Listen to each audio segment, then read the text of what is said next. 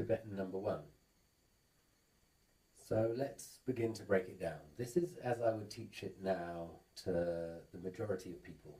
And so the basic gist is that we're exploring the rotation in the hips. So we're seeing, can we turn those toes out wide?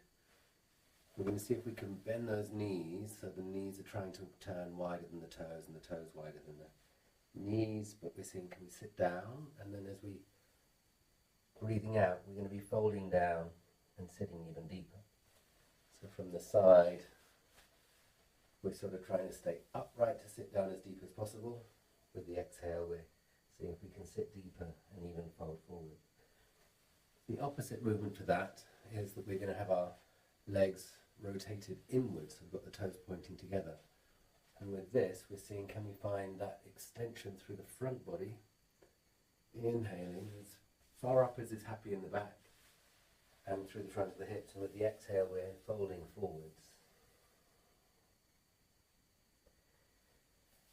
Then on top of that, we're trying to rotate just in one direction at a time. So we're going to see, so if I'm here with my toes together, the next inhale, I'm just going to move the one leg. So I'm trying to find all that stability on the standing leg. I turn my heels in, my toes wide, bending the knees, and then sitting deep to exhale.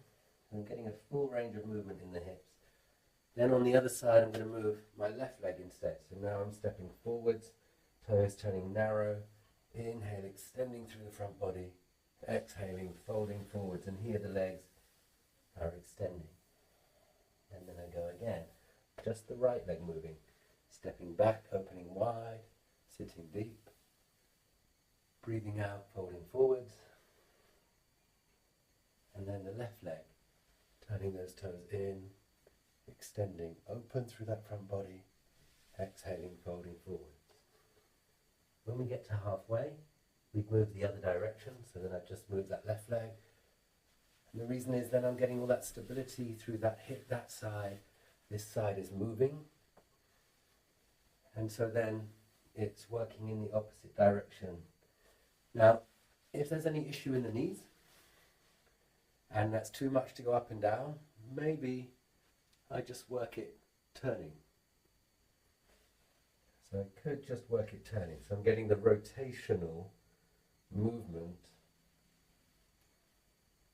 and still building that balance. And if that feels too unsteady, maybe I use a stick or a chair, or I could hold onto the wall.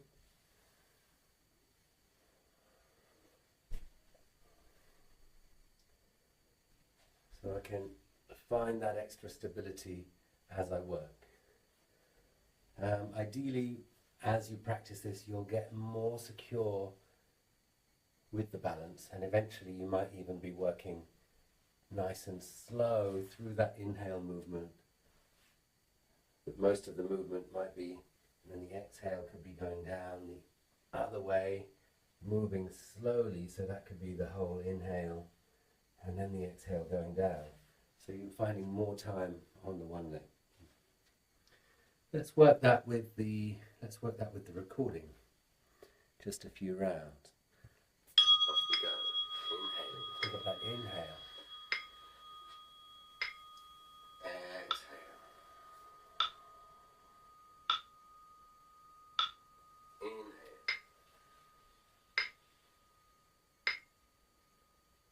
Exhale.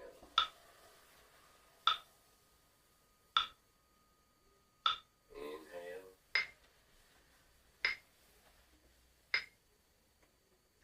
Exhale.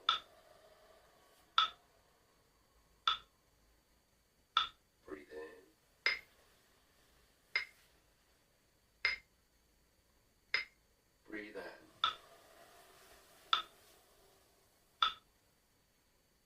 Breathe in.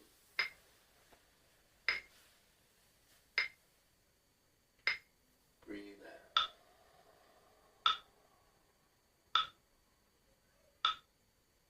Inhale.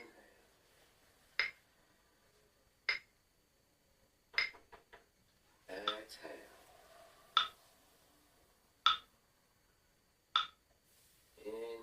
If I wanted to work it without bending the knees, Maybe I can explore a little bit the fold, but with the toes wide it can be quite hard. Inhale. Exhale.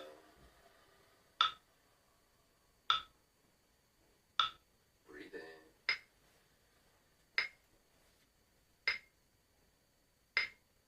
Breathe out.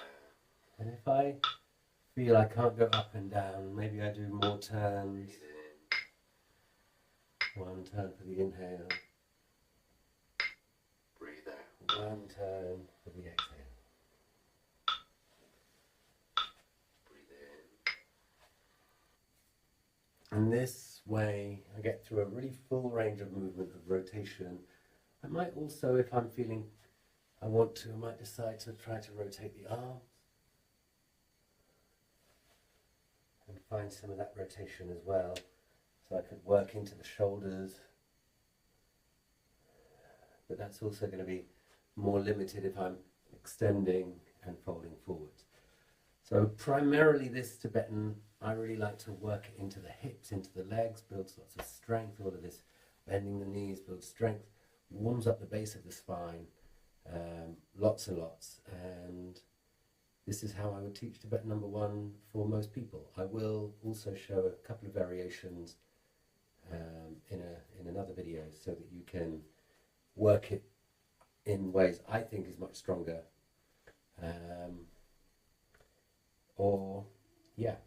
And the gentler variations are to use a chair or a wall to support and to make the movements a bit smaller and more manageable. But working what we can do is a really beautiful way of celebrating what we can do, and as we use it, it becomes easier, and then soon we can do more and more and more. Thank you for watching. I hope you have enjoyed this video. Please feedback with any questions, any points of view. I'd love to hear. Have a great day.